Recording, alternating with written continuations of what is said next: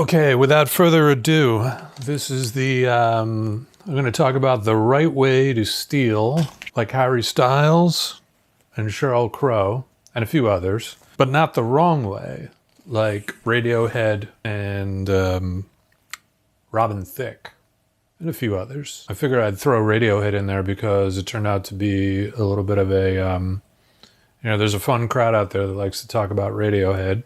So I'm more than willing to keep talking about Radiohead. What am I talking about, and why do I have the guitar on? Because of that's the Harry Styles track, or otherwise known as the Aha Take on Me track, which it is, and there's a YouTube video with a mashup, which maybe I'll put a link to it somewhere in the description, with a mashup of Harry Styles as it was, mushed up, scrambled together with Take On Me by Aha. Now, how did this come up for me? I went to a show the other night. A friend of mine was performing. Shall remain nameless, because what I'm about to say is that the guitar player had got a little lost in the song, because they were playing live, and he got a little lost, and I was wondering why, because the guy's a really great guitar player. And so the next day, as I am wont to do, I put the track up on Spotify and said, what are the chords for this thing? And why was it such a big deal? And so I started playing along with it. And honestly, I got a little lost, even though it's 4 chords over and over again. B minor, E, A, and D. And, I'm sure someone's going to say I'm not, that's incorrect, but I'm 100% sure that that's correct. So the tricky thing about it is, and this is for musician nerds, is that it's the same 4 chords over and over and over again, but the sections of the song overlap in a weird way. So if you're a guitar player or a keyboard player or bass player, anyone who's playing harmonic, and anyone who's playing by ear, you can really get a little screwed if you lose your place a little bit. If you kind of get even slightly lost, and you're not familiar with the song, if it's like the one time you're doing it at a gig, there's sort of like an innate sense to feel like when you're going to the chorus that you're going to go to the first chord in the progression. And because certain sections go 2 extra bars, that's when I could get into the nitty gritty on how to describe it all. But anyway, it threw the guy off. I looked into it, and then I said, wow, that song is really quite a bit like, is it quite a bit like the Aha song? And I dialed up the Aha song, and it is literally, for all intents and purposes, for the 4 chord progression, it's identical. Same tempo, same key, same feel to it. The only thing is that in today's lazy music pop production world, it never goes to any other sections. Whereas the Aha song, being that it was done in 1980 something, it would almost be considered obscene to not have a pre-chorus and a chorus with different chords. And so they did. They go to like a thing. I'm trying to remember. So they go.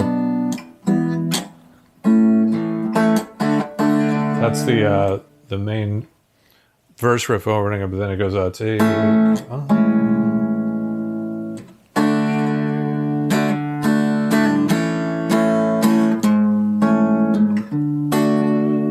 And then there's like a.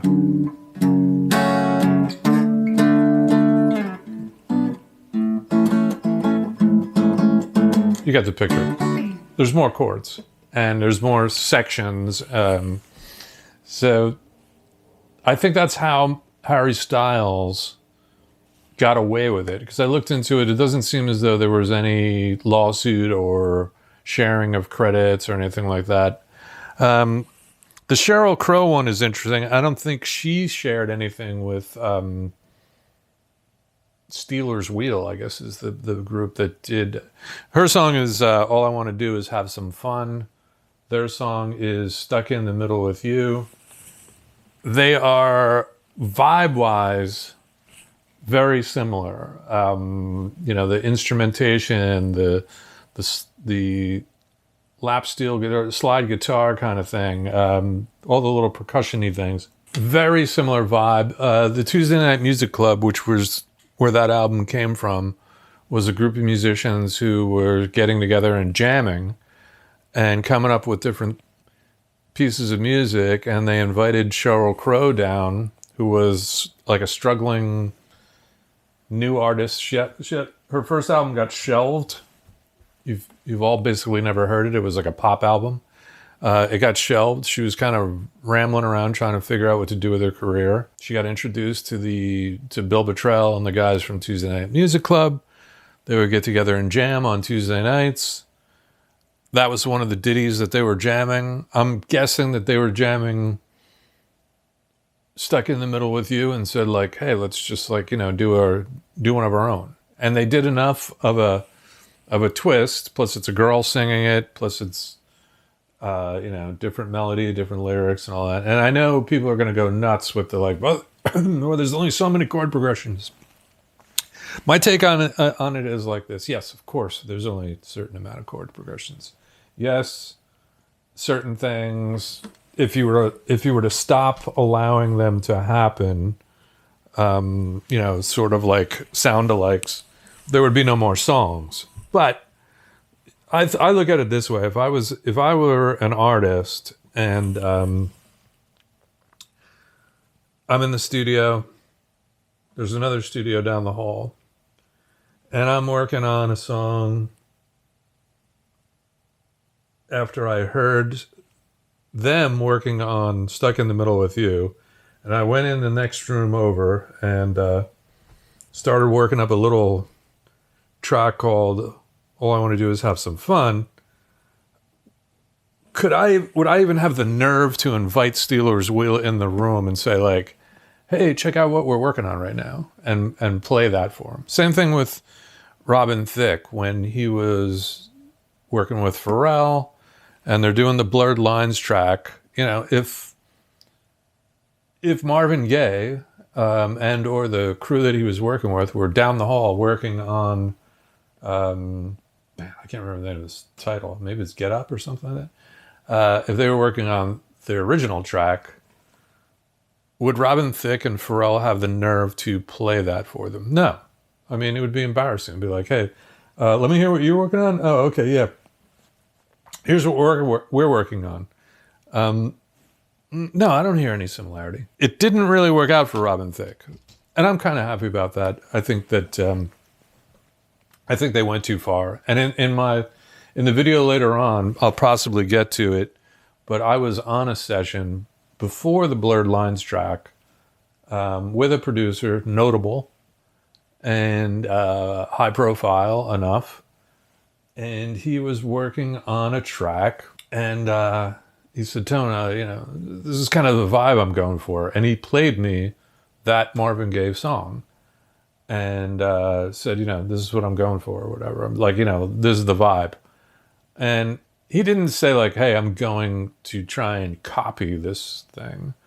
But it's one of those signature things that like, even if you dip your toe in a little bit and you start messing around with it and you're sort of got that in your subliminal subconscious mind. I mean, I'm saying like the one we were working on, it sounded a lot like Marvin Gaye thing. And, we were having fun. We were laughing about it while we were doing it in some ways. And then literally, I remember this to this day. He literally just said, nah, forget it. It sounds too much like it. I'm going to do something else. And he dropped it. And then years later, the Robin Thicke Blurred Lines thing happened, and that turned into, I think, $7 or $8 million of a lawsuit. Oh, the Radiohead, as it turns out, because with Creep, they jacked a good amount, let's just say, of I think it was Air That I Breathe, but I'll put that on the text if I have it wrong. There's like a quirky thing in the chord progression of that song that anybody that knows Air That I Breathe by the Hollies, when they heard Creep by Radiohead, they were like, whoa, that's an awful lot like it. And apparently, I think Radiohead just on their own, did the right thing and just said, hey, you know what, let's share some writers with this because it's a very signature thing. I think there's some lessons to be learned, especially for new artists, that there's no such thing as like brand new or something unheard of that someone's not going to say, hey, that sounds a little like such and such song. It could be a song you've never even heard before, and they're going to say, you jacked this song or whatever. I've worked on a ton of stuff that the more successful it was, the more behind the scenes lawsuits there were. These are things that don't hit the press, but I will tell you this, I know this firsthand. When someone has a let's just say number 5 through number 1 album, and I've worked on several number 1 albums, even if you think, you wrote the songs in Alaska in a cabin by yourself, when something has that much success, people are going to come out of the woodwork. And I know tons of firsthand stories where, the artist said, like, you wouldn't believe it. Like this person I went to high school with said that I got those words from the outside of their notebook, like that they used to write poetry, and that I came across her lyrics and I jacked them, and now I have a number 1 album. So they want money. And a lot of times, depending on how big maybe how big the budget is, sometimes they just pay these people to go away, sort of like settle without press and do a non-disclosure kind of thing and say, like, okay, you got your little 15 grand for saying that I saw your notebook or saw some scribbled title back in high school, and get out of my sight after I pay you. One of the other guys that got away with it was Billy Joel with Just the Way You Are. And he's everywhere right now because of his AI video, which I find to be a little interesting. I think it's a cool tune. But he did Just the Way You Are. And this was right on the heels of I'm Not in Love by 10cc, which was a kind of like a revolutionary recording. They did this whole bit with voices and tape loops and things that were like just kind of way out there. There's even a YouTube documentary of sorts on just the making of that song because it was so innovative and so wild and very influential, enough to whereas Billy Joel was like, wow, I mean, that would be, that's kind of cool. I want to do one of those. And Billy is adept enough to manipulate things, just kind of get the flavor. There's, like I said, there's nothing wrong with taking the flavor of something and going, hey, let me try my own. This is something that I've been in the room for hundreds of times, hundreds of songs that people were referencing other songs just to get an inspiration or get a little vibe. I was never in the room for someone that was just saying, like, I'm just going to directly jack this song, like Take On Me, and just, write my own lyrics and melody over the damn thing. If you play around with it enough, you can get away with doing something like that. It usually makes sense to at least change the key and maybe do it a little faster or a little slower. They shouldn't be able to overlay. And speaking of overlay, there's people that rip themselves off. Like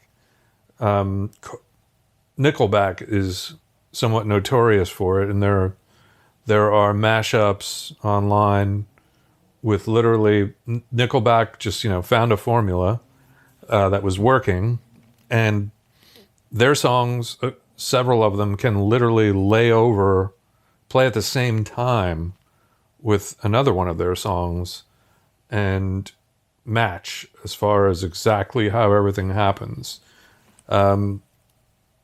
That's, some people would consider that like a bit of an art, to be able to replicate their own thing and yet make it a little different and then sell millions of records. But I don't know. That's not for everybody. It's not for me. As I do another note check, I want to tell you that there's this guy on YouTube that's, I find to be interesting because he's British, and he's sort of he seems to have the same approach in some ways that I do to YouTube videos, and that, like, I'm not going to go for the the massive production and it's just too much of a pain in the neck. I don't think I have that to offer as far, to compete with the massive shilling guys out there that are like, selling you on gear and selling you on the idea that they know how to EQ a bass guitar, or, this is the way you record vocals, and they have to demonstrate it for you with all their little fancy camera angles and overlays. And you're not going to get that here. This is just strictly straight, hanging out, sipping coffee, which I will have a little bit more of. It's the afternoon. It's Saturday in New York. It's cold. I already got out a little bit today. I'll probably get out a little bit later on this afternoon. Surprisingly enough, my channel is getting a fair amount of, for me, it's getting a fair amount of views and stuff like that. But the crazy thing is, it turns out a lot of them are coming from UK, Canada, France, some country that I can't pronounce, Azerbaijan or something like that. I have to look it up. I think it might be where my friend was playing in Baku. So there might be some sort of weird algorithm connection there. I've covered the lawsuits. I've covered the samples. Oh, I think on my next video, I know I'm supposed to say at some point, like, if you really want to get in deep dive, go back to some of my other videos. That's supposedly the way that you can entice people to binge on your playlist. The other band that sort of like ripped themselves off in a lot of ways was Boston. They did it with like an album. Their first album came out. It was a humongous debut album, incredibly innovative. Their second album came out, and it was just like the same album in a lot of ways. Still remarkable, still incredibly creative, but they didn't even take a chance. Like the first song was a certain tempo. It led into the second song, which had a instrumental intro that got into another rock tune. They had a ballad. Like, everything was like exactly lined up. Like, okay, yeah, this is where the ballad goes. This is where the power tune goes. This is where one of our what will be a great live track will go. They copied their album. They didn't necessarily copy the songs, but they copied their album. Like, it's kind of an interesting redo of sorts. So I think that just about does it. Like I said, thanks for watching and subscribing. Somehow I've gotten over, I think I'm over the 400 mark right now, which I know is, like I said before, it's no Mr. Beast, but it's appreciated here. I'm having fun with it, and until I don't have fun with it, I won't do it anymore. But today was basically, in summary, it was how to steal a song and get away with it, or how to steal a song and not get away with it.